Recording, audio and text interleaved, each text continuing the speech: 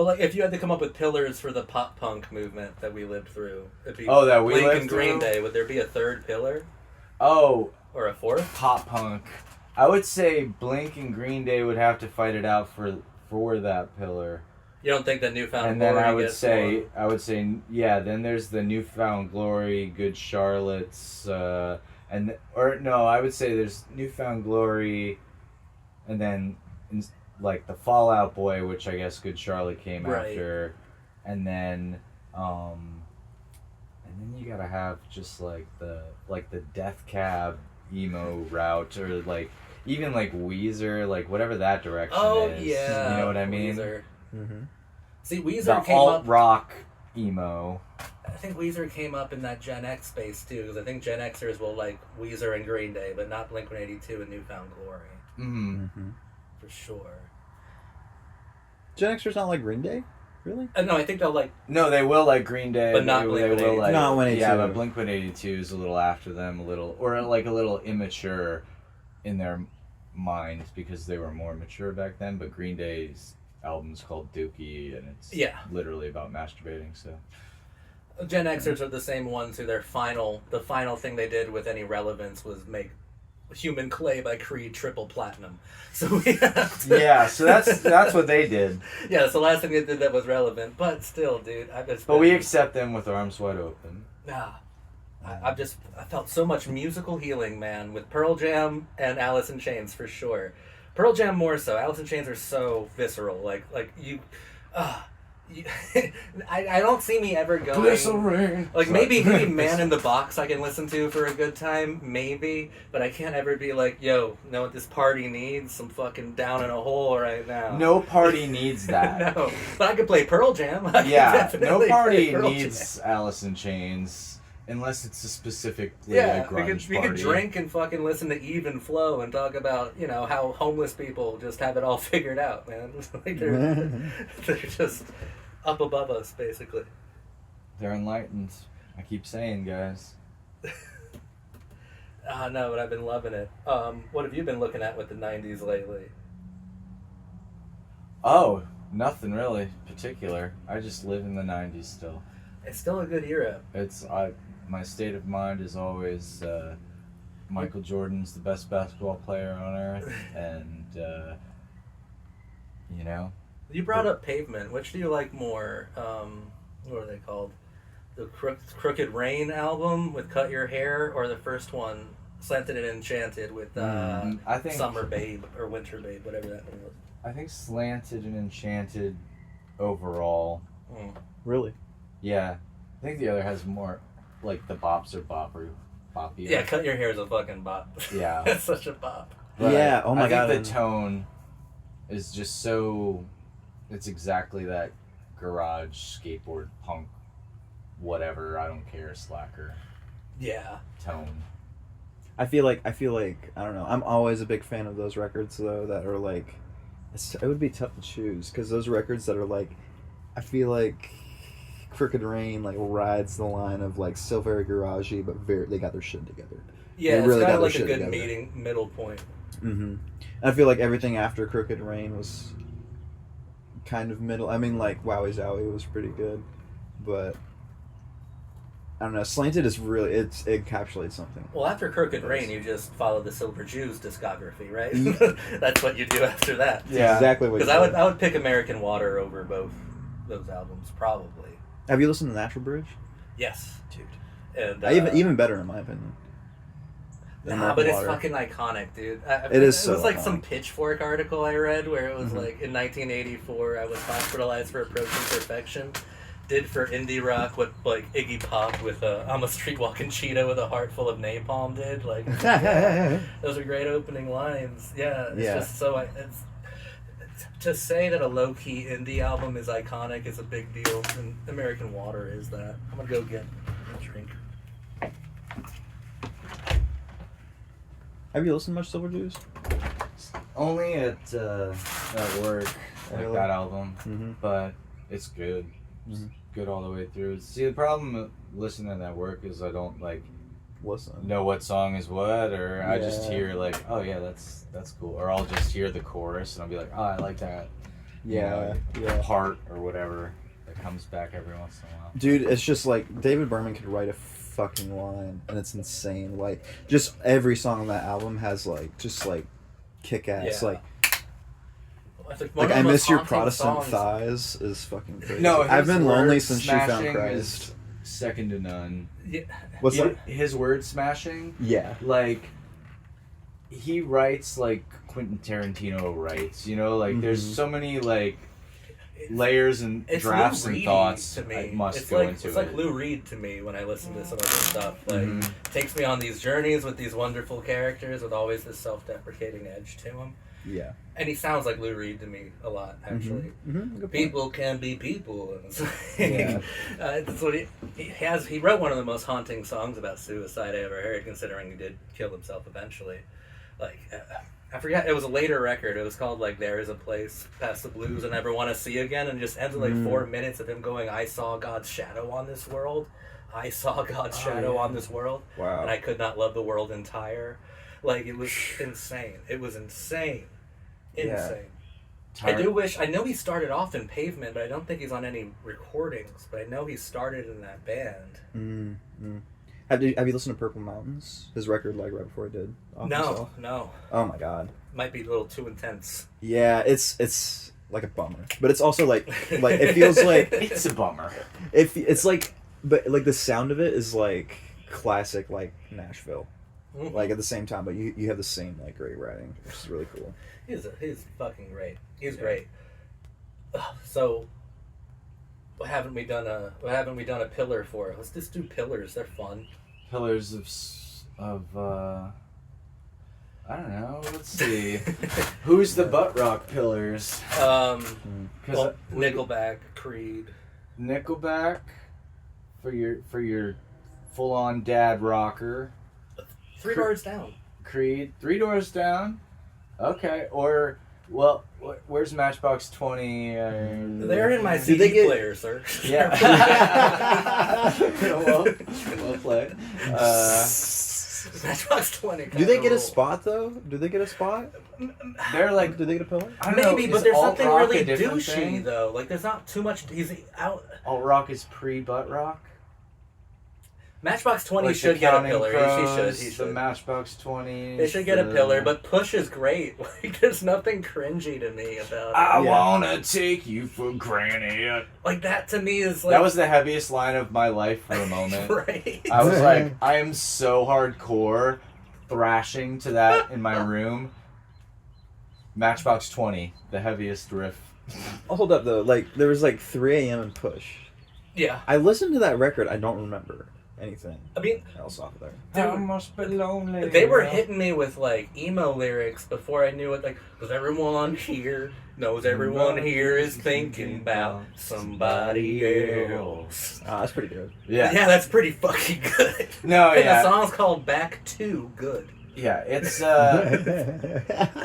no, they were very, All right, they get his pillar, man. they were like, alt But they're mom rock to me. They're mom rock. Beautiful. like, Let's these- go mom rock. Okay, so. like, these butt rock guys, they're dad rock. I can't have I mom and dad hanging out I like together. it. So, like, Goo Goo Dolls, mom rock. Yes. Oh, Matchbox 20, much more at home with Goo Goo Dolls. Yeah.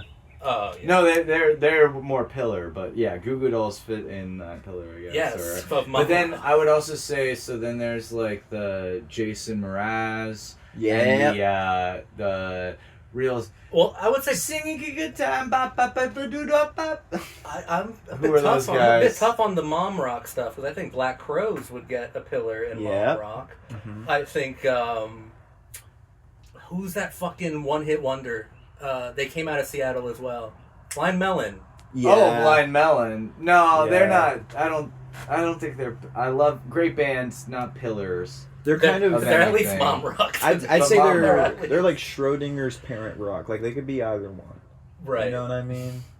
Like they could be. They dad were a rock, big- mom rock. They were big in my early life for sure. I loved the Blind Melon tune. I want one more mom rock pillar. We need one more sensitive butt rock guy. See, Dave Pumpkins- Matthews is also one of those goes both ways too. I think a guy, Yeah. very very dad butt rock, but also very mom rock too. Also, and this is jumping ahead a little bit, but What's the guitar player to Neon? Slow dancing in a burning room. What's his name? I don't know. Fucking guy. Everyone knows him. We're old, man. He was like y'all know him. Shit, and he's like, oh, like every white dude's like, he's the best guitarist ever, and he was John Frusciante. John Mayer. John Mayer. Yeah. There Hey, it every is. white guy thinks John Frusciante. John Frusciante. Yeah. Wait, I was like, where are you going? Where are John? the Chili Peppers? Chili Peppers are part of that alt rock. I think they would be a pillar of something for sure. But they were also like, Yeah, they're weird. they're so in the middle of everything alt rock. I tried to listen They to them do again, and I'm like, I can't They do do it. I can't heavy, fucking do but it. they don't really do heavy. But they do rap. But they do. Well, they're with Maroon 5, right? But what am I supposed to do with a band where 90% of your songs are jokes? Like, what am I supposed to That's do what with that, they're Chili part Peppers? of. They're Gen X that were Blink-182. They're in the, remember the They're presidents of the United Blink-182. States? Remember Lump? Yeah. Like, they're in that, like, half... Like, are they... No, they're with Jane's Addiction, obviously. Mm-hmm. There was, like, I don't know if they're serious. By the way, listen to Nothing Shocking about Jane's Addiction. Decent album. Yeah, Just that gonna wouldn't- say that. That wouldn't shock me. I'm gonna say it's good. Perry Farrell. Dave Navarro can shred. He didn't, just Not say on the Chili Peppers, but that. He was with them for an album, wasn't he? John just gets to quit every couple of years when the cringe gets too much, then go back. It's ridiculous. no, he had But to, no, Mom Rock, did we settle on the fourth I think filler? he was laying low after he murdered River Phoenix. That's Just- Flea. Flea hung out with him all the time. Well, yeah. Someone had to be the trigger man, and it wasn't going to be the guy standing next to him. Ugh. Just kidding, allegedly. It doesn't matter. Read a But story Mom about Rock it. we've done Matchbox 20, Goo Goo Dolls. Who was the third we got in there? I'm saying, like, the Jason Mraz Maroon 5 Yeah, types. it- but who That would feels be like the it's getting pillar into of something it? else, though. I don't know, but it doesn't. It does. It does. It is a little poppy. Right. A little poppy. Go earlier, gotta do though. it. Oh, of course, we never mentioned Third Eye Blind. Where do they? I mean, But like, they're To me, they're They're just just pop band. yeah, I they're really just like pop. them. They're the best pop rock But they're in a band of group all with time. like they're radio rock, but they're not butt rock. They're like Eve 6. They're like that. 5, you know, Yeah. Live. a little bit. I'd say Live is grunge. They're like Candlestick or Candlebox. Yeah, or whatever. Candlebox Grunge, Mad Season, obviously. Mhm. Yeah, they're in that kind of early emo grunge pillar. Third Eye Blind is just down. It's just pop. It's so commercial. I can't think of them outside of being Yeah. really commercial. They're Yeah. so Like, good, did they though. even have a record? They're the- independent record? Did they even have No, one? I don't think so. No, No, I don't think so. no. But those songs were Bangers. they were They're amazing. crafted. They were They amazing. were master. They're like, you remember when like Kings of Leon came out? Those first 3 albums or 2 albums were just like so perfectly classic rock. It's because they were written by this producer to be specifically, I think, in the same way. So- Like they were like, dude, write the best pop rock songs. We stopped All the following like the resources. trajectory. We're doing really well. Grunge to me is still poetry in motion. Mm. That's still musically healing me. But then from grunge, we went to like the middle area, which is dominated by Third Eye Blind and Green Day's helping the pop punk explosion, and then the Yeah, and then and there's then the alt actually rock explosion. before the garage rock explosion, where we had Mhm. the revolution. We had the the Strokes, you had the White Stripes, the Hives, oh, the that's Vines. true. Yeah, And they dominated shit for a the while. there. revolution. You're so right. That was such a weird time. It was. But literally every band that came out was called the something. It's what happens directly after postmodernism, because to me, Kurt Cobain's like the ultimate fucking postmodern rock star. Like, deconstructed it and then Yeah. self-destructed. And then what do? You go back to the building blocks and you get the Strokes basically being the new Ramones and the White Stripes just playing blues and then music. that, like the Kooks being the new like that 60s alt rock. Yes. Yeah, just like Just back to basics. almost Paul Simon-esque like songs, you know. And that's why I like the Vines, was they didn't get the memo. They were just doing Kurt Cobain ripoffs. Yeah, they were just like, no, we're grunge. But come on, She Never Loved Me. Why should anyone? Like, dude, come in. Oh, that song rips. Move out of California. Yeah, It's so and that's good. That's about when Weezer made their really big breakout. Like they were popular. The Green amongst album, I think, yeah, came but out that was then. their big like pop breakout. Yeah, and that's when I don't like Weezer. I like Weezer.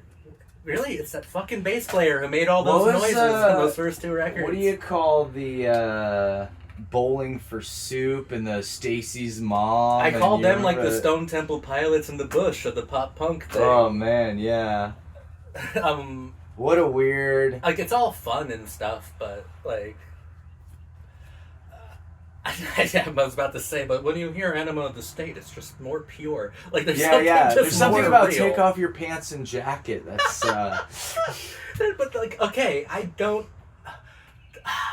No, Tom just feels more real. I don't know how to No, say that's it. what I'm saying. Like, And I feel like Billy Joe does believe in what he's doing when I'm listening to Nimrod or something like that. We can choose not to like him, but I mean, I think you know what I'm gonna say. Yeah, well, I think he's doing his best Joe Strummer impersonation, filtered through California punk music. The best band to come out of that was Operation Ivy, and they didn't last at all.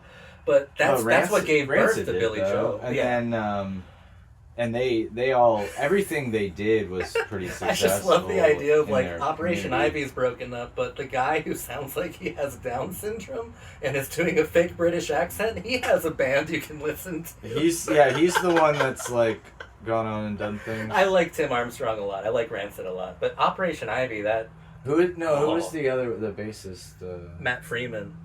He had another band that was like. He did Op Ivy and Rancid.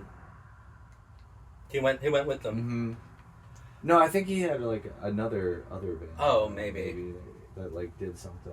Maybe, but that's like that cool Oakland, Berkeley scene, because Jawbreaker started there as well. 15 started there. Yeah, that Northern California. Not Northern, but Bay Area, I guess. Yeah, Bay Area. But like then we did the Revolution, and then the Kids redid emo. They redid emo. That has its own pillars. Like that would be the Used, Fall Out Boy, My Chemical Romance have to be in that group, and there's no fourth pillar. That's just the three.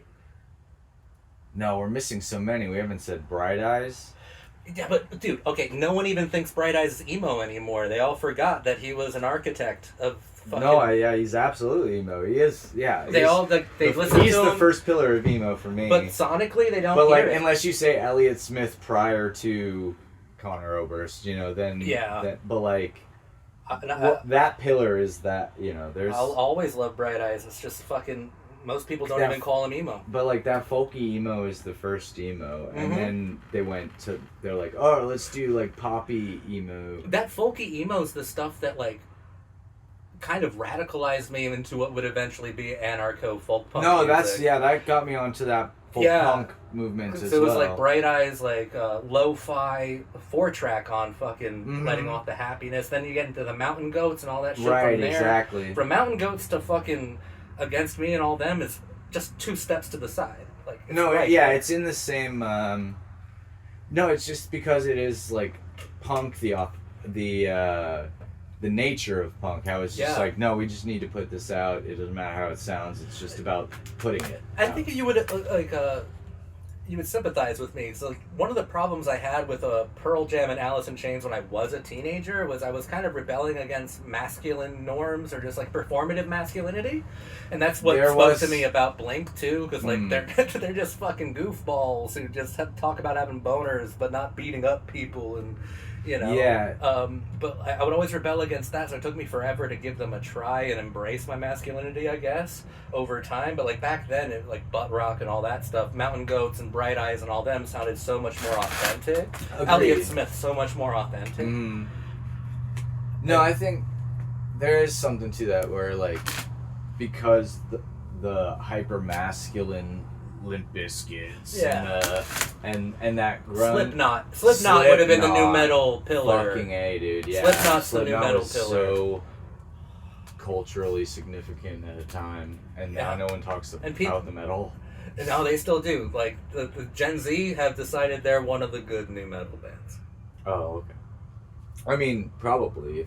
Probably if I had to. If that's what you're into, then yeah, maybe. If I was Gen Z looking back, I'd be like, yo, this Django jeans or whatever, like this era seems pretty goofy, fun, I guess. Dude, the fact that kids still dress like that is baffling to me. Like, the 80s goth never left since it came. Yeah. And it's not a cool look, guys. No.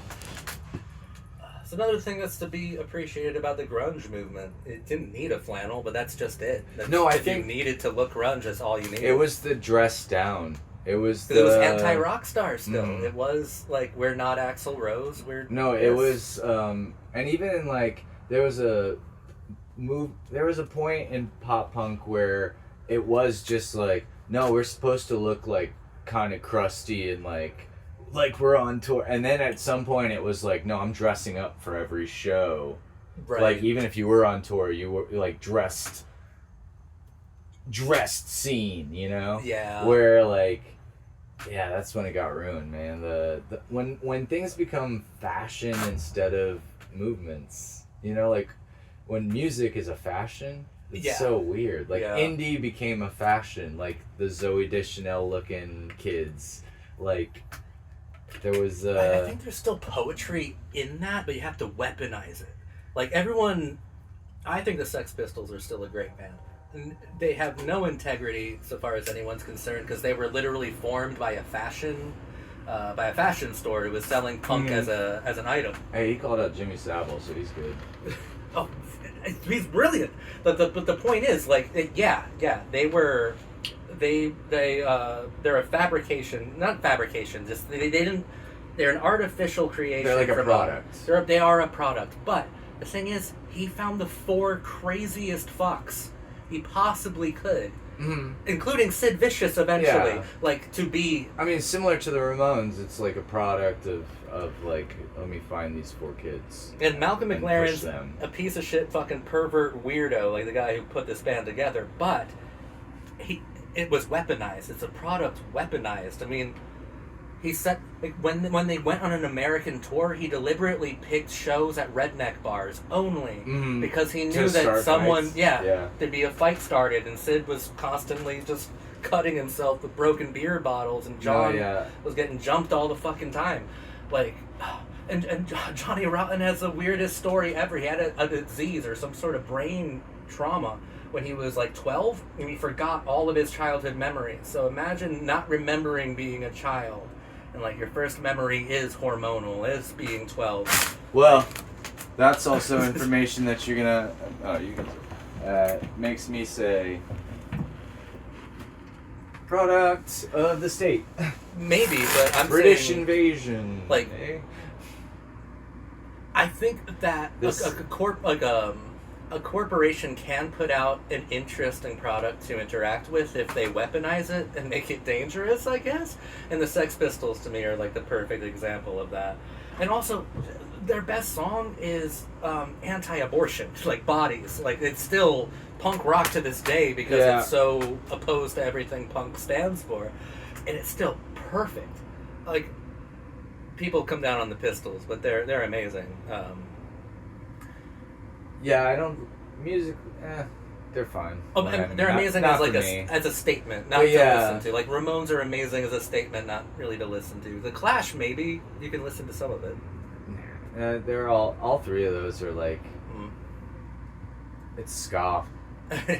Basically, yeah. It's not even punk; it's ska in my mind. But you like Operation Ivy? As but no, they're not even Rude Boys. They're just like the Police. Well, when I listen to like Sex Pistols and stuff, I'm not really listening for the melody too much, and it's like the whole effect.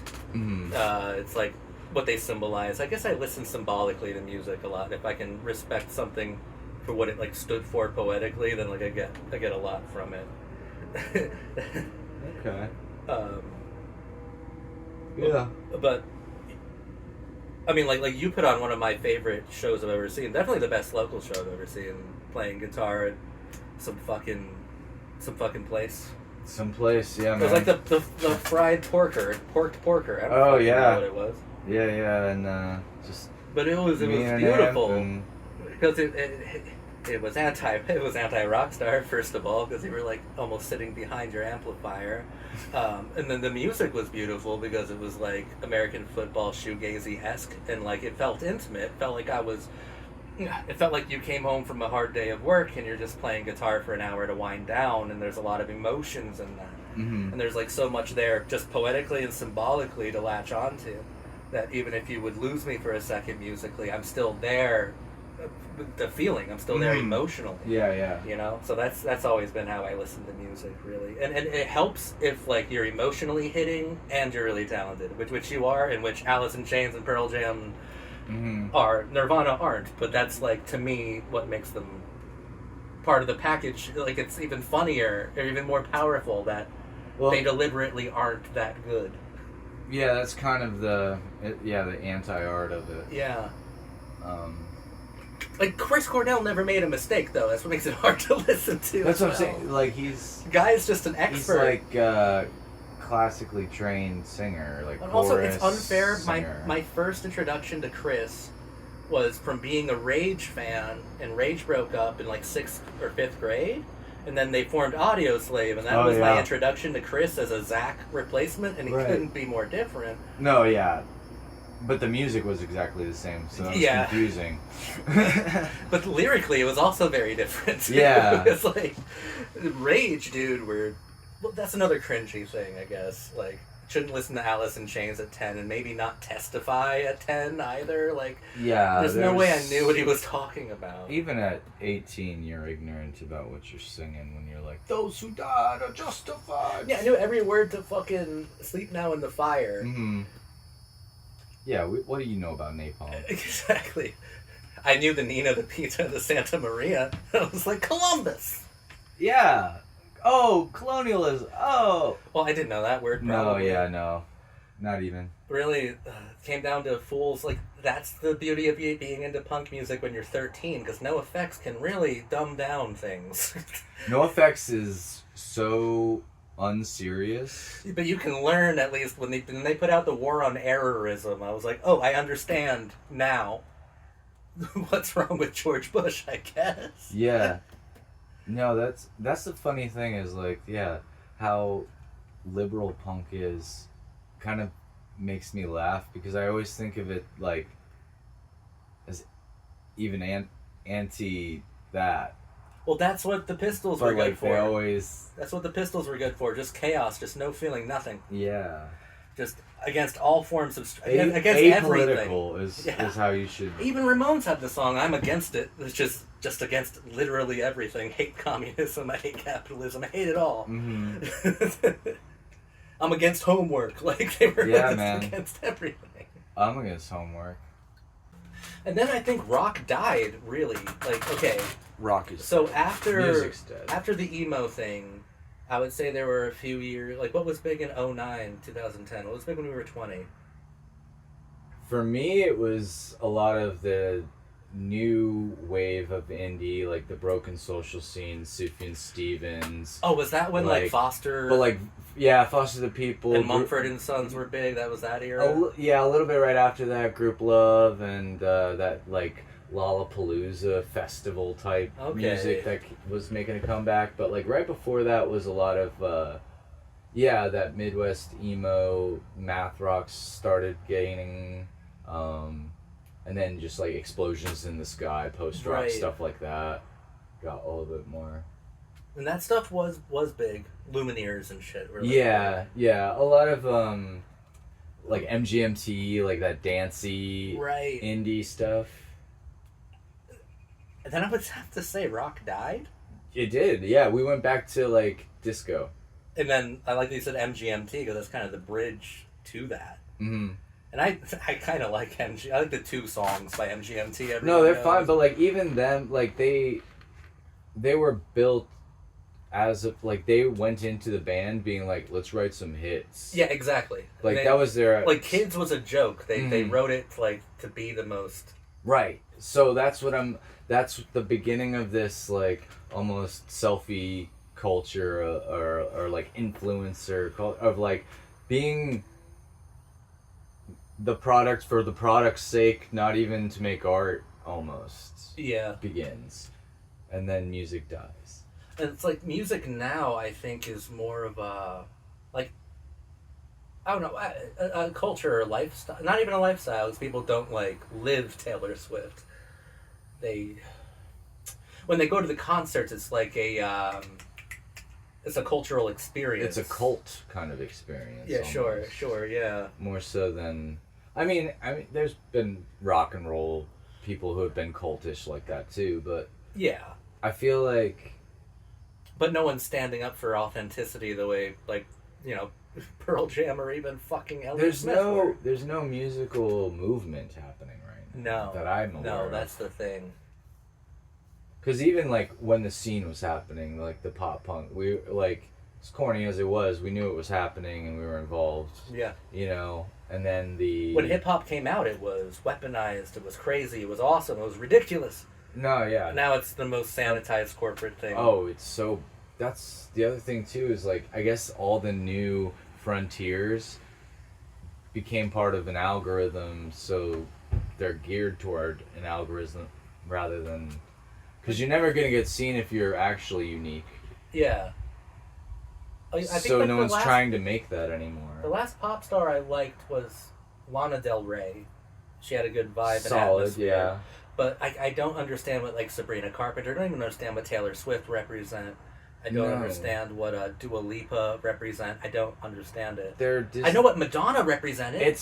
Well, I think it's like all these kids who like all these Disney bop stuff, like the kids bop kids. Do you think it speaks to, like, the infantilized culture that we live in? No, I think so. I think, like, even the people that are the pop stars are the kids that were on the TV when they were kids. Does it make sense? That would make sense. I mean, like when grunge was popping off, you're about to hit that new American independent revolution with Tarantino and the Coens and all them popping up at the same time as well. Jim Jarmusch and stuff. Yeah, that's the other thing too. Like, film was a little bit more interesting back then. People were starting to like people were making more independent films, but like big Hollywood people were being like, all right, now I'm gonna make a project with my money, kind of thing. Yeah. Like, I'm thinking of like Kevin Costner making like Dances with Wolves, and then like Robin Hood, and then like Mel Gibson starts making movies and stuff too, and like there's a bit of that, like, yeah, there's kind of a life in movie making, in music making, in our sports were vibrant back then for some reason. Like, things like had more appeal. It upsets me because I think it goes to this, right? Like the 90s was really good because there was that burgeoning, like, independent idea of making your own movies, recording your own music. And at this point, I think that revolution's happened. Like, you can go out and make a movie right now. We can record anything right now in any way. Most people have access to art, too, which is really important just by having YouTube. And just, like, how, like, you'd see, like, people are watching a podcast with a shitty, camera and like, microphones, and two people talking on the couch over super produced, like, 20 people on the team, news shows or whatever. Like, the part that, like, breaks my heart, though, is that I think that, like, we're seeing what the majority, I think, genuinely respond to and genuinely want, because literally we have all the options now. Like, you can listen to so much music, so much anything, and most of us have access to it. I understand some of us don't, but most of us do. And what most people choose is baby food, basically, when it comes to film, books, music, every form of art. But they're choosing that of their own free will, because people need to be pushed into the deep end. Most people aren't explorers. Some people are, but, like, most people, especially nowadays, like, they've been bred to be part of the herd, and it's unsafe to not be part of the herd and all this stuff. So, like, they're just gonna click the first 3 videos they see, one of those ones. It sucks for my worldview. No one's gonna type in things into the search bar anymore, man. I always thought, if humans are like, I always thought curiosity or adventure was a universal, like, human trait, and it's not. Well, I think it's bred out of us through our upbringing. more so than it's just not inherent. I think like we want to explore and we've been told no or danger or blah blah blah or like shame. But like Spotify, if you have that app, it's trying to get you to listen to new music every fucking day and not the same album you've been listening. Like, Which is interesting. Like that's weird. yeah, but no one does it probably. No one ever does. It's familiarity and comfort. I mean, it speaks to the films with the. Every Marvel movie follows a basic formula. Oh yeah, I know. I like that the good guys are the good guys and they win, and the bad guys go down because they're bad. I mean, in the early '90s, when we had like Pearl Jam and Nirvana, and even Dookie, we also had Pulp Fiction, which deliberately is non-linear. There's no real structure to it. No, yeah, like the good guys and the bad movie. guys are the same people, and like. It was the biggest move, and I think philosophy plays a role, because I think the 90s were a postmodern generation, or a postmodern time. Mm-hmm. And the philosophy now, I can't speak right now, but 10 years ago it was narcissism, I think, was the philosophy. If we had like Kanye and Kim Kardashian as our pillars. And a lot of nihilism now, just like defeated, like where's the hope? It's just like... Where the fuck's the Rage Against the Machine now? Like, where's the 20-year-olds making... extremely visceral music. It's not profitable to have that kind of thing right now because it's actually. But what happened to the people? What happened to Fugazi? The people who just cared about being able to eat and not like live in a mansion. Those people died. They're out there working, getting by. Yeah. But yeah, I don't know, man. I don't know. I mean, I know kids do, like, fentanyl and stuff, but, like, do they even do fucking needle drugs anymore? Like, where are they? I don't know. I haven't been offered any. I haven't even seen a kid who was doing it. I don't even know what, like... I think everybody gets it in pill form now, or from their doctor. Oh, yeah, true. But, like, I guess what I'm going at is I don't even know what the rebellious or... if it is nihilism that we're living in, I don't know what the nihilist wing of youthful apathy is right now. Like, I don't see it. I think, we've squirmed and struggled enough, and now we're just tired and you'd think down. They'd be rejecting, like, modernity a lot. Like, you'd think they'd be going back to analog. You'd think they'd be, going off the internet. There's a bit of that, and there's a bit of this, like, trad movement, or, like, going back to more... fundamental traditional values and stuff. But that's in the name of... Yeah, no, it's like all good things. It got taken over by the that new Christian movement where they're like, all right, traditionalism like this. It was like, no, just like less excess. And the trans movement was rebellious maybe 15 years ago. Now it's in the same arena of like been exploited, been... Right. But I could see that as being... That's still 10 or 15 years ago where that could be rebellious. No, I don't know, man. That's the thing. Every alternative movement is going to... Like, there's... Counterculture is profitable now, so... It's, But I can't... I don't even know it when I see it. Like, I don't even know what counterculture is now. Well, I mean, the only counterculture I see right now is, like, the conspiracy, quote-unquote, conspiracy podcasts and that community, but, like, they're just basically being, like, hey, we're being lied to, and this is what we found out about that lie. But I wouldn't say that there's any, like, centralized movement. It's just people being like, this is fucked up! It doesn't have to be, like, too centralized, just... Or, like, cohesive, at least. Where's that one song that people are like, yo, this makes... Yeah, fuck Trump. Like, what... It's not there. I don't know. And that one movie, that one fucking...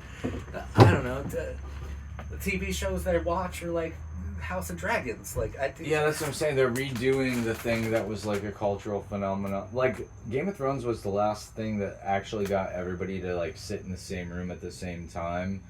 You know, like a family and watch a show, because it was like, all right, no, it's coming out on Sunday at 10 and you gotta wait till the next one.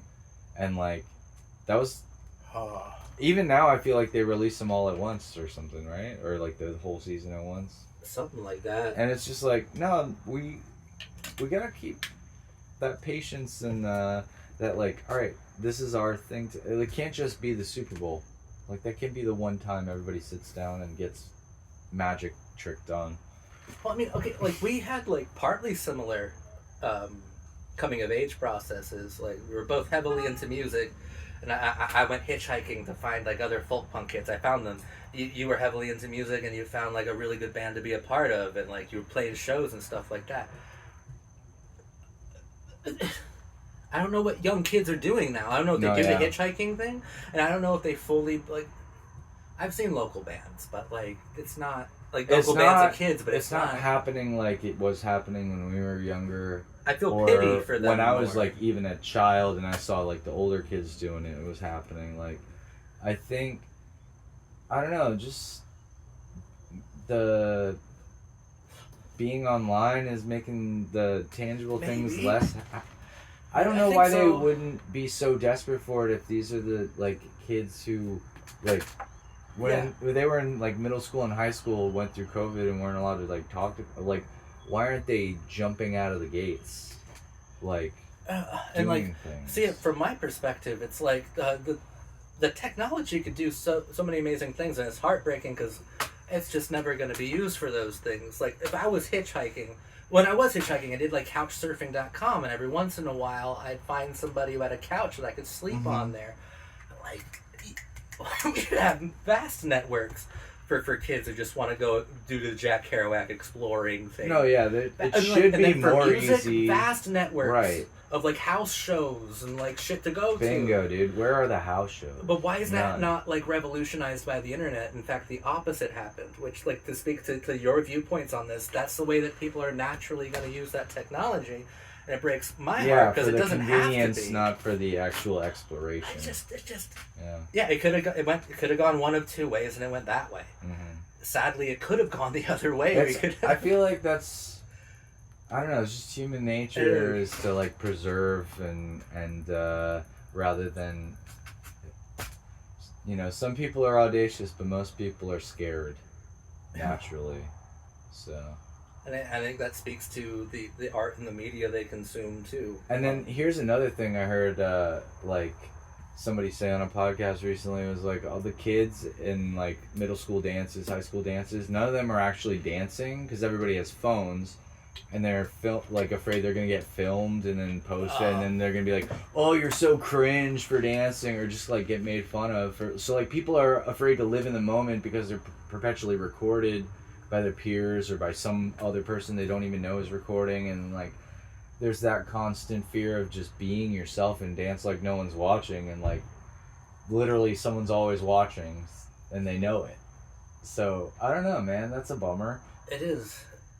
And there's no room to explore and make mistakes, and like everything's permanent because like if you fuck up, someone's gonna tweet about it and it's gonna be there forever. It's just about surveillance and like the consent involved. Like I'm so happy that I wasn't born 10 years ago, you know, because like we have friends who have like kids and stuff, and they post 20 fucking pictures of them a day. Mm-hmm. Imagine like when you become conscious of like your environment and stuff, or like of the internet, and you're like, my entire life has been documented for the world to see. No, yeah, not only for like my family to have, but like literally anybody can in Kazakhstan or Albania, they can anybody can click it and find it, and you're just selfishly posting it to show you have a kid and you think the kid's cute.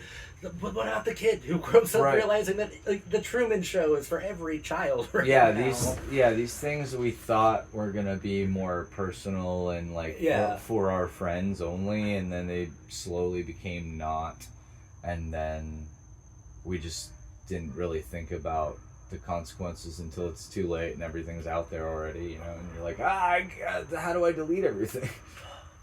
It just sucks. This technology that has a power to do a lot of different things is only people only go it so that they can eat the more narcissistic stuff that it offers. Exactly.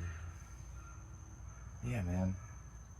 And it's got to be the internet, but it's just so fucked up because the internet is bringing all sorts of people together. No, it's like providing so much education. One of the most brilliant tools we could have ever come up with.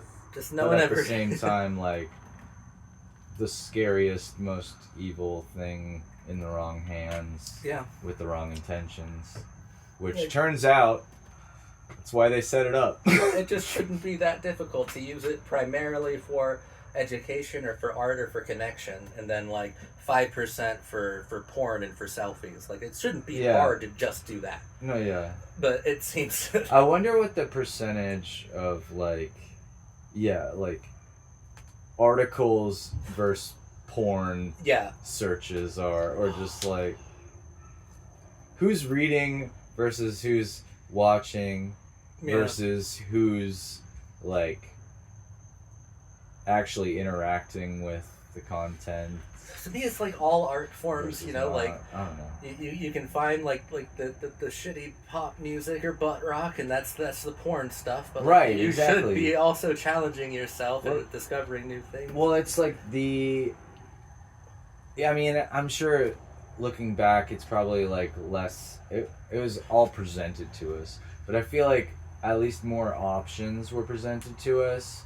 Yeah. Or like there was always that one show that was like, all right, and here's all the other stuff you could find out about, and like now you literally like it's so spread out. You got to go find the one person online who hasn't got corrupted by somebody else because they started having too many followers, and then trust that person. Like everything's so scattered. I wonder how many people actually use the internet outside of the applications too. That too, just like I spend a lot of time on Spotify, Instagram, and YouTube applications. Like, but who's on websites anymore? Yeah, exactly. But that's also like what you're saying, such a narrow serving of this huge thing that is the internet, and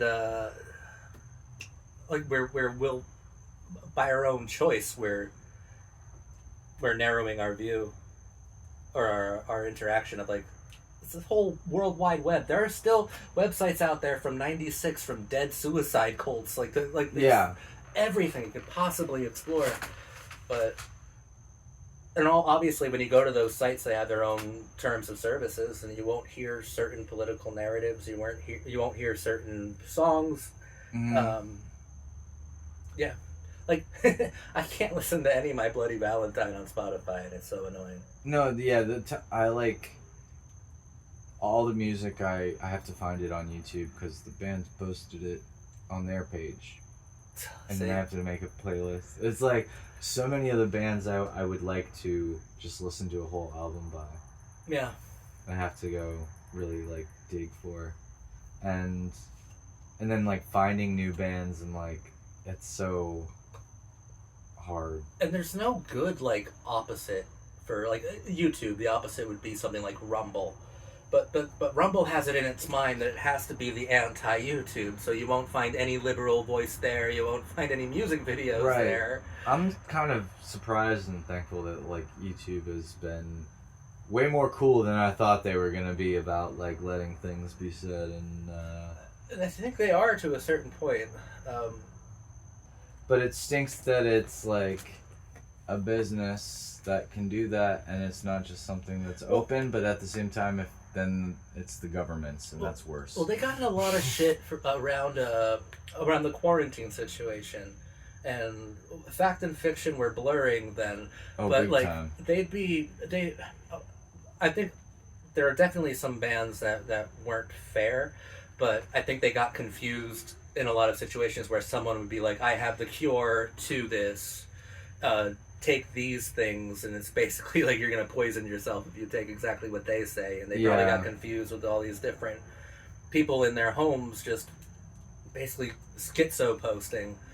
But it was all basically trying to slur people for being anti-vax, but he was just saying like there's an alternative. You could just like be healthy and you'll probably not get sick. Yeah. And that was a no-no to say at that time. That was the first thing I said is like, oh man, everybody should buy some orange juice. Yeah. No one said anything about vitamins until 10 months later. Well, that's when YouTube was getting the most flack for banning. They went a bit overzealous with it. Well, a lot of people wanted to use their YouTube just for the anti-vax. No, yeah, and like... and maybe YouTube's like, this is a place for cat videos and pop culture podcasts. Like, nope, not anymore. Not anymore. No, but like, I don't know.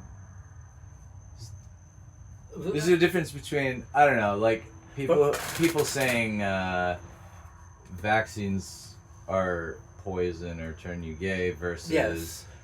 Maybe we need more research, or maybe you don't need to, or maybe herd immunity is an option, or what are the alternatives? Do masks work? Blah, blah, blah. And I think, like, all those questions. I think there was so much anti-vax stuff that YouTube couldn't parse between those two. So they just did a blanket... I think so. Because I think their whole thing is, like, if what you're saying causes harm, and if you're telling people not to get a vaccine, I think they would... Yeah. They would think that was a dangerous I thing think to there do. should always be the allegedly, or the I'm not a doctor, or this is not advice, clause that negates any sort of legal binding. Just YouTube forgot you're your that own person, you're making a choice, I'm just saying shit. Part of what built YouTube was those fringe conspiracies, though, and they forgot Bingo. that. Like Zeitgeist was Exactly, one of the first things I remember watching. Loose Change on there. Exactly. And, those are the first things I remember watching on there. But I guess those are different because none of them, those two documentaries aren't telling you not to get vaccinated or something like that. Yeah, and... So it is a more nuanced conversation. With more time, I feel like the Zeitgeist was definitely dissemination of information and misinformation purposefully to take some conspiracy theorists on a it's one of those, they saw the movement and they were like, all right, we got some information. But same with Ancient Aliens, it's like they say one true fact in there and then spend 58 minutes bullshitting you, and it's like, oh man, I wanted to hear more on that one true part. Well, the difference there is it's not like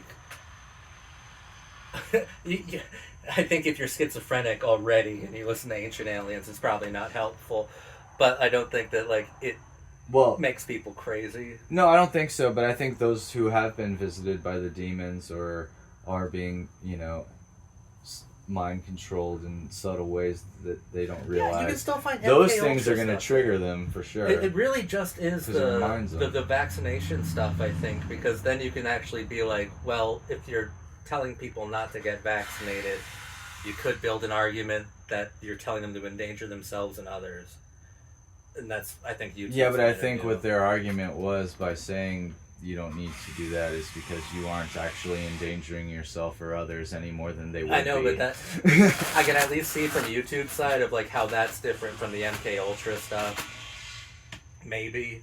I don't know. Unless the MK Ultra guy is and all these guys are a part of it, and pointing at, well, they do that. The reptilian thing, they would be like, these guys are lizards, look at them shape shit. No, yeah, but part of that is oh yeah, we like that you're saying bullshit attached to that theory, because then that but invalidates I would think that's harmful that theory too. more. What if I was crazy and I really believed that George They're not worried Bush about was a reptile? you. They're worried about the actual truth getting real attention, so they want to put cloudy things next to it. But that would radicalize me if I thought that George Bush was a fucking shape-shifting lizard alien demon.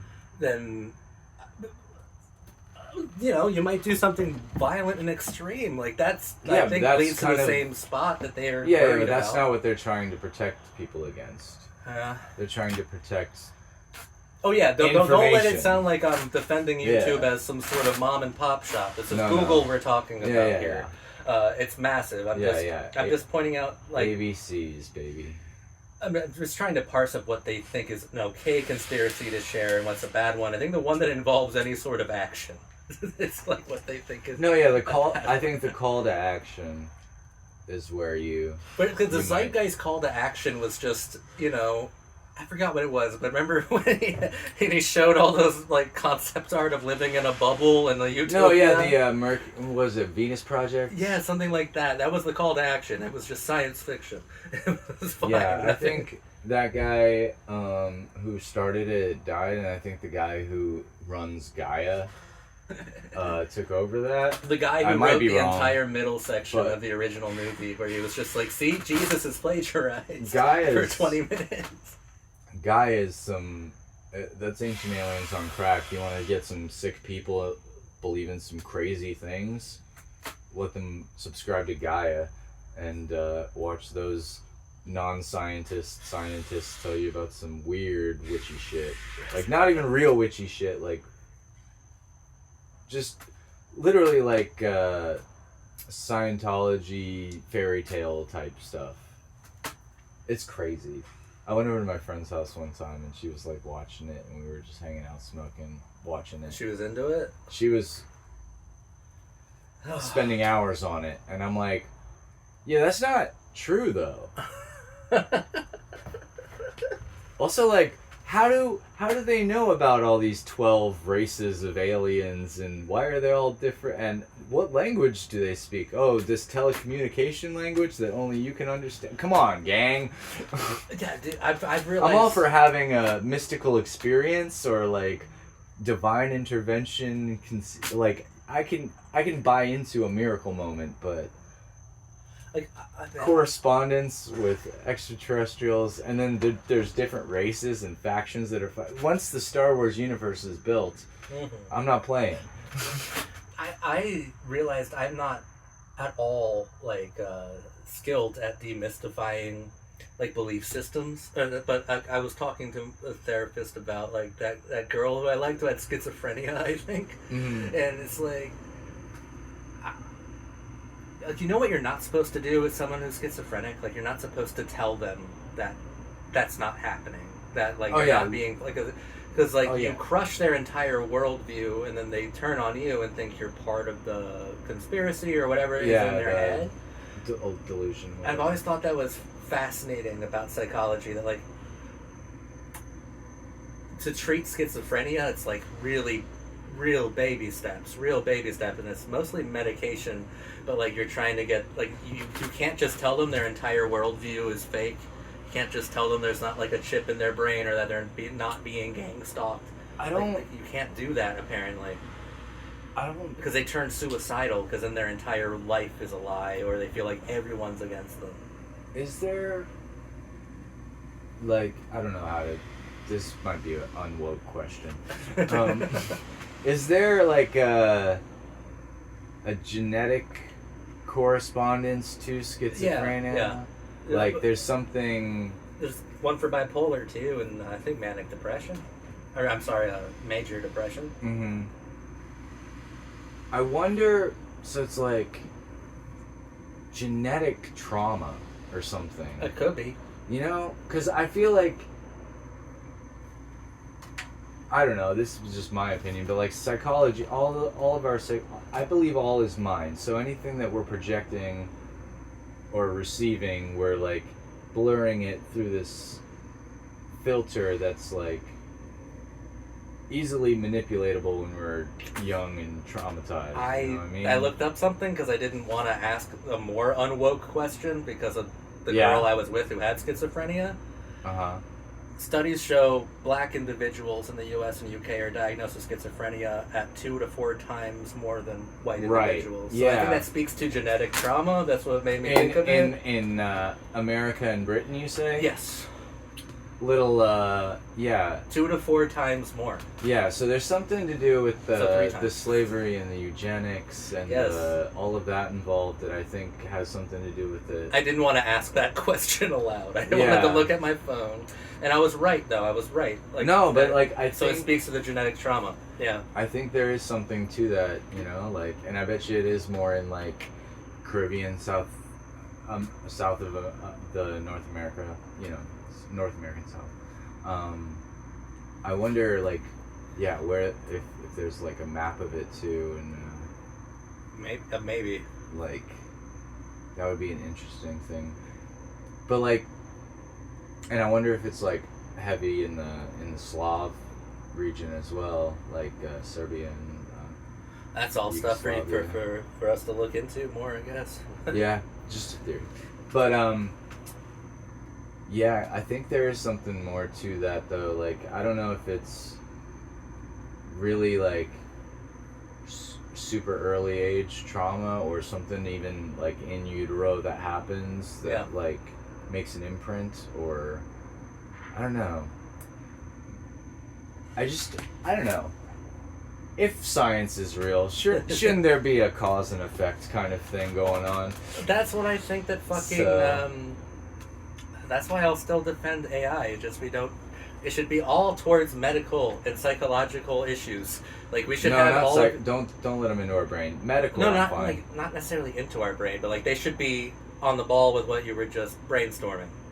Like, it should be put into that, pilfered through that, and then see if you can actually repair genetic trauma or not, and come up with treatment plans. No, I think you can do that too. Like it's been proven that you could like literally change how your genes are working together, and like you can turn some on, turn some off as you like do meditations or workouts or different things like that. So I think in the same way you could also implement those things in a kind of regimented way to get results. I think if you do it enough times and and then like I don't know, I could see the usefulness of a vessel like a schizophrenic person to a dark society. True. Anywho, grunge, man. Grunge, man. The 90s were the best. Music is dead. I'm not sure if the 90s were the best. It's just the last good decade. It was the last good, yeah. I'm sure there were other... like the 2000s, like the 20s sounded interesting if you were a certain persuasion. But the 2000s are okay. That's still because we had some 90s pioneers still making stuff in the 2000s. I think there's a very distinct, like... There is a distinct... That's why 2008 was a very big turning point, but also, like... Yeah, as soon as 2012 hit, that was really, like, culture out. Like, we squeezed all of ourselves out too quickly. Yeah. Like, technology boomed it or something, and we just, like, didn't stop to think, like, wait, where are we going? We just went, vroom! We just should have had a better response culturally to all the big music movements of the 90s, but we didn't. I mean, the 2000s are okay because, and they're just okay, like okay responses to the 90s, but nothing powerful, nothing too phenomenal. And like the stuff we invented like the stuff we continued to pioneer through the 2000s are the things we shouldn't have, like real world reality television. Yeah, exactly. Perfected it in the 2000s. Good for us, I guess. Yeah, no, we emphasized the wrong things. Exactly, for sure. Exactly. Like became like hip hop, right? Like it became the dominant form of art music or pop music in the 2000s, but in the like wrong Lil ways. Jon. Yes, in the worst ways. Yeah, like congrats, you convinced all the white people to buy your record by making it not for anyone anymore. Yeah, exactly. Just so cookie cutter. And then the only people still listening to rock were fucking either half retarded teenagers or people our age and older. So we got the butt rock and the bands and fucking like you said, we got like I don't know, Mumford and Sons, the Decemberists. Like they killed rock music. Like, dude, like what are we doing? That guy's voice is probably the most annoying voice. Rock lost its danger. Like I think grunge scared us so fucking much by how many of them died. I mean, there's definitely there was a huge metal movement and like hardcore But it wasn't dangerous. It wasn't dangerous. No, it was straight edge. It was. I think you need danger. I think you need these youth movements to have something that you're watching it and you know if this was weaponized, it would be terrifying. I mean, that's what I think made Unplugged, Nirvana, and Alice so captivating. Was like these guys are on the verge. I look at all these woke kids and I'm like, these guys are terrifying. But they don't see themselves that way. They don't see themselves in any way. You think you need danger? They only see themselves in ways. I feel like that might be the only reason why Kanye is still one of the biggest artists, because there's an element of like bipolar danger to him that you don't know what he's gonna do, that you have no idea what he's gonna say next. A perfect vessel. Yeah, you don't. The problem with Kanye is that he represents narcissism, and that was fine 15 years ago. We need a new pillar. Yeah, obviously. Trump ruined narcissism for everyone. He was the ultimate. Like, that was the ultimate conclusion of narcissism, but we voted for it again. So, like, we're still not over it. We're still into it. I don't know, we might be over it now. We could have had a Matchbox 20 Kamala fucking presidency, but y'all didn't want Jason Wonder what it's Mraz. like to have a black woman. You know he would have. Oh my god. Wonder what it's like to have some white guy vice pres. Baby, it's November 3rd, you must be lonely. Oh, dude, stop. Yeah, and she said, Yeah. well, if I don't get no votes in this Ohio, you know I'm gonna lose the state, and I'm gonna... Yeah. You said that Sleepy Joe's just a fool who sleeps in the It's 3 a.m., Sleepy Joe's out, babe. And the ballot we are stuffing. Like, Oh my god. like, have you seen the cringe pro-Trump music, though? Like, the Michael McDonald's, like, the rappers and stuff? You seen the Ben Shapiro rap song that he was on? No, what are his eyebrows up to this time? Do you want to see it? No. Ben It's Shapiro's on a rap song that sounds like... It's like Christian rap. Oh, Tom McDonald. Michael McDonald's a Mad TV guy who should have been very famous but wasn't. Yeah, yeah. Why wasn't he famous? If he was doing that shit on SNL, he would have been Will Ferrell. Michael McDonald. He did, like... I got let me show you. Or, Oh, Stewie? Not yeah, Stewie. yeah, Stewart. Stewart. Yeah. He was Look like... what I can do. Yeah, he was That's the what it Mad is. TV Look what I guy. can do. He put Bobby Lee to shame on that show. He was a professional. Yeah, he kind of looked like... he reminded me of, like, young Martin Short, the way he looked a little bit. I saw, I think Eddie Vedder did he appeared on a podcast with David Spade, like, over the phone, and Martin Short was there. And, like, this was back in, really? like, COVID era, and Eddie Vedder was like, I'm trying to quit smoking, it's just so damn hard, but I don't know if now is the time to do it or not. And Martin's like, weed or cigarettes? And he's like, cigarettes, I just don't know if now is, like, the optimal time to quit smoking. And Martin's like, oh, so you're waiting for more literature on the subject. Yeah. Waiting for more... funny. Dude, he's so quick. You're waiting for more literature. I see, yeah. Someone order something? Oh, looks like it. They're brave. They just back all the way in here. I guess. They're facing that way, so... Who was your favorite grunge band? Those are the Spillies. Hello. Hey, how's it going? Hey. Yeah. This other kid. Hey, Luke. We're having a debate. What's your favorite grunge band? I never got into grunge. I was always a metal kid. But if I had to pick a favorite, probably Alice in Chains. Alice in Chains. That's where the conversation started, Yeah, for sure. yeah. And hey, how you doing? Yeah. Getting restless too. Oh, thank you very much. Of course. Thank What, you. did someone say Nirvana or something? No, none of those losers. Nah. But I say Pearl Jam though. Oh, Pearl Jam is that they're really good. I like There we Pearl go. Jam. Yes. Mm. Good. Yeah. But still, I think I'd still pick Alice in Chains. You like Oh. Soundgarden at all? I like early Soundgarden. Yeah. Like, dude, my favorite Soundgarden song is the one called Gun on their very first album. Oh, I gotta listen Yeah, to it. Oh then. my god, it rips. I will love that listen song. to it. Yeah, they're pretty metal. Yeah, Those yeah. guys, right? Especially their early shit Yeah. was really metal. You know, but then I don't know what happened to Chris Cornell or whoever. Who was it? Was Yeah, it Chris Chris Cornell? Cornell. Yeah. He got real sad or something. Started making sad music. But yeah. Fun stuff. Alright, y'all enjoy. Alright, man. Have a Yeah. good night. Blast. Thank you. Thank you. Sorry to interrupt. Oh, you're good. So there you go, grunge. Right? Got another vote for Alice in Chains. I think it was, yeah, man. He looked like the right guy to ask, too, to be He fair. did. He did. He was right on that cusp I of decided Gen to go X for it. and I didn't think he'd like Pearl Jam. I was like, Pearl Jam, they're fucking gay, dude. he might, because he kind of implied that with Nirvana. Yeah, So. yeah. Nirvana's just too mainstream. I was gonna listen to a Nirvana album, and I was like, never mind.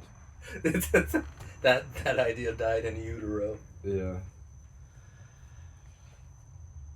Ugh, why did he say sorry for interrupting? He was getting his food. Yeah, I don't know. I'm the one who hijacked the pizza guy.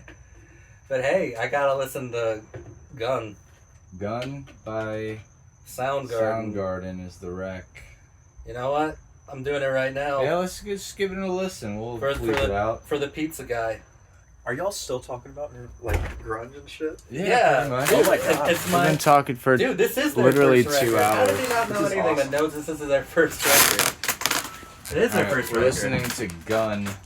Because I'm still trying to Well, figure we're out listening to an ad Soundgarden. first, but now we're gonna listen to Gun. You got pineapple on that pizza? Oh, this is heavy. Like metal. Yeah, this is Metallica. Yes, that's my issue with Soundgarden. Oh, look at us all head bopping though. Yeah. Chris had it. That's He gave lyrics a shot. He's a hip-hop-opotamus. His lyrics in bop. Breakdown bridge or solo bridge? Poetic part is nothing's happy. He seems really mad about having sex. Oh, now the rush. But Alice and James just do it so much better. Because there's no emotion here Yeah, either. Yeah. Oh. breakdown. Breakdown into... And a solo. Oh my God. That's the thing about grunge too, and Pearl Jam specifically, I think, was like the end of the rock solo. Yeah, I don't know much Soundgarden except for this random song on the fucking first record. This guy listens to Soundgarden. Yes. Yo, this actually sounds like That's one of our fucking- breakdowns. That's Just we didn't have cool yeah. We singers didn't. doing We that. didn't do the actual. We didn't do the roasting actual, over it. but I would have appreciated it, to be honest. I had a metal This was band. I was the singer, but I didn't write any lyrics because no one understood them anyway. So every show I would just scream random improv. shit. Yeah, because no one cared. Well, that was better than I anticipated. Okay, so symbolically, what do I get from that? though? I get performance again. I get the masculine performance. It is.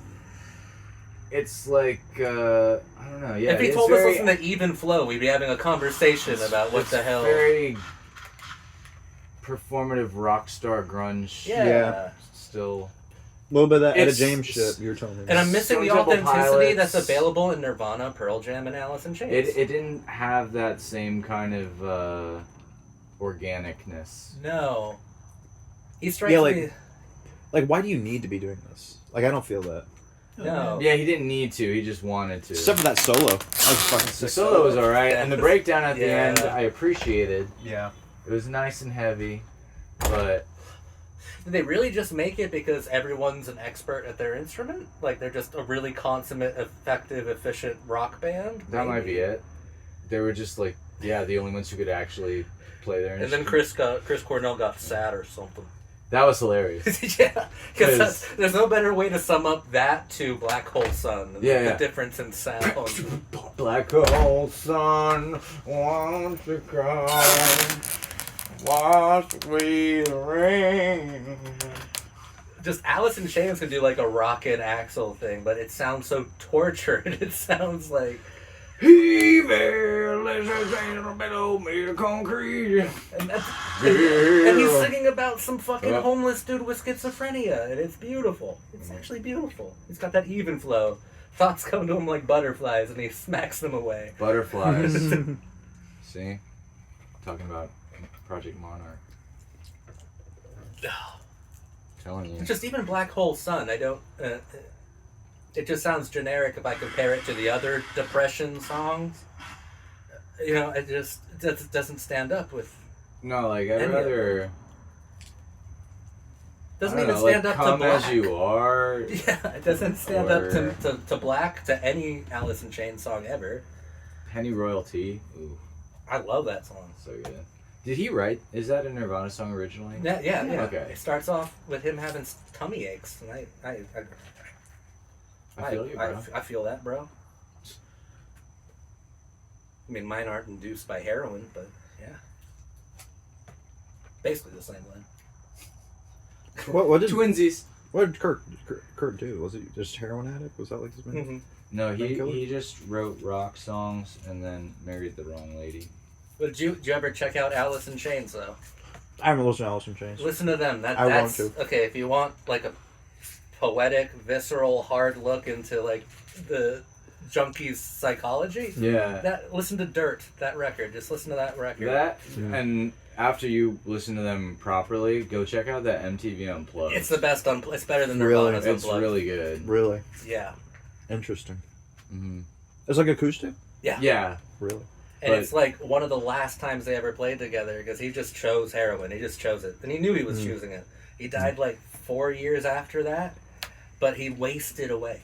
Like, Wow. slow process, losing all his teeth, fucking became pathetic. And that's, I think, what I find so tragically beautiful about Alice in Chains is through their music, you're hearing him make the choice and stick to it. And he looked fucking cool in the MTV Unplugged with his fucking pink hair and his sunglasses. Just, That was back when no one had pink hair. I would play you one right now, but they're so depressing. They like are the saddest. We will just. I don't know if you ever sung about Play Hole. Play that. Play Down in a Hole. Down in a hole. Oh, dude. It Losing sounds my soul. so emo. Like. Feeling so low. Unplugged so we can see him or what? Yeah, Unplugged. That one's so good. Wait, let me play the one I want to hear first. All right. Hey, he's got the radio. We'll just wrap this up. Thanks for listening.